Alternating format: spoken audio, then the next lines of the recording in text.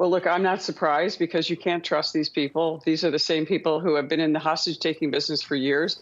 Iran is behind all this. Remember, Iran is the money machine for these hostage terrorists, Hamas, Islamic Jihad, and all these groups that are in the business. They said, the Iranian former economic minister said, we're going to continue to take hostages and we're going to rebuild our economy because we know we can get money, and especially out of the Americans. You notice the Americans weren't given out. But there's another interesting thing, and this is unsubstantiated reporting, but now these people are in the smuggling of people business along with hostage taking. So there is also a report that says they can't actually locate some of the hostages. They're not sure which terror cell they put them in because everybody's getting in on the money and getting in on the ability to make something off of this. It's all horrible and tragic, Rita, but this is what we're dealing with. We are dealing with really the most horrible human beings.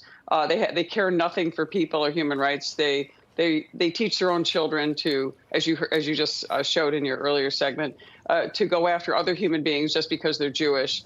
And this is a real issue. And I don't know, Israel did not like this deal. It was not a great deal for Israel, but they will do anything they can to save the lives of the people that were wrongfully taken. And so I wouldn't be surprised if Israel resumes, because you just cannot sit there and let them continue to manipulate this situation. And they will continue. If they don't see brute force coming at them, they're going to continue to play this game. And unfortunately, it's a very sad situation. Yeah, absolutely. And by the way, you mentioned brute force. There has been a lot of criticism of our commander-in-chief.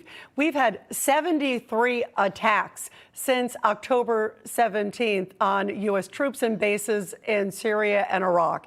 And it seems the best we've done is hit a few lower-level hostages and a couple empty warehouses. And here we are. We're looking at this live images.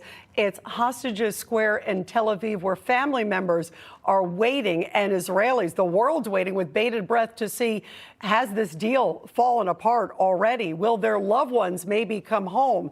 I can't imagine. They're clapping. We're going to try to get an update on what's going on, but we are waiting to see what's happening. But where is our commander-in-chief? It seems, Congresswoman, he seems to be a bit of a bystander in this process, as opposed to from the very beginning saying, you know what, release all the hostages, including the Americans, and then maybe we'll talk about a ceasefire. Where is that sort of moment, that peace through strength that has worked for America in the past? Well, Rita, he's shopping, of course, which has been reported on many news accounts today. And he's a feckless leader. He has no strength, and he doesn't project strength, which is what is so essential dealing, especially in the Middle East, and especially when you represent the United States of America. Look at his staff behind him are all Obama holdovers. We're going back to the failed policies of Obama that led us into so much unrest in the Middle East. Look at President Trump. Was a powerful, strong leader who projected strength.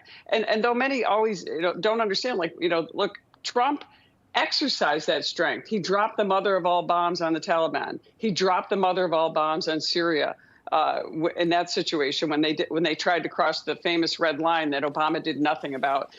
President Trump took action. They killed Hussein Soleimani, the head of the IRGC Quds Force, in reaction to the Iranians, and they took strong action. They then created the Abraham Accords, a framework that could give some real hope and promise to other nations in the Middle East that do want peace, that don't want to get unraveled in this disruptive, evil regime that Iran is operating and is using to sponsor terrorism and cause disruption around the Middle East. Other nations want to see peace. They want to see prosperity for their people, and that's why they joined the Abraham Accords. We were on the cusp of getting Saudi Arabia to get involved in the Abraham Accords, to make real changes to that country with real progress and hope. These are large countries in the Middle East, and it's just tragic that the Biden administration is allowing this to just lapse and not take advantage of this operation, and incredibly said that he's going to require concessions from Israel at this point.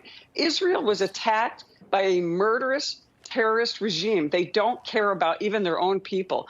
Gaza was handed over, state-of-the-art architecture, everything, to the Hamas leadership back in 2005, and they've done nothing but build tunnels create a forward base for terrorism in the state of Israel, while Israel continues to prosper, continues to try to help its own every citizen, whether they're Palestinian, Arab, or Jewish. Everyone has opportunity there, and that's why you see a majority of the polls showing that actually the Arabs in Israel want to be under Israeli leadership, where they actually can have a job, they have some hope, well, and they have and some let's promise see, for of course, prosperity. where this goes, because who knows? Right now, it looks like things may erupt yet once again.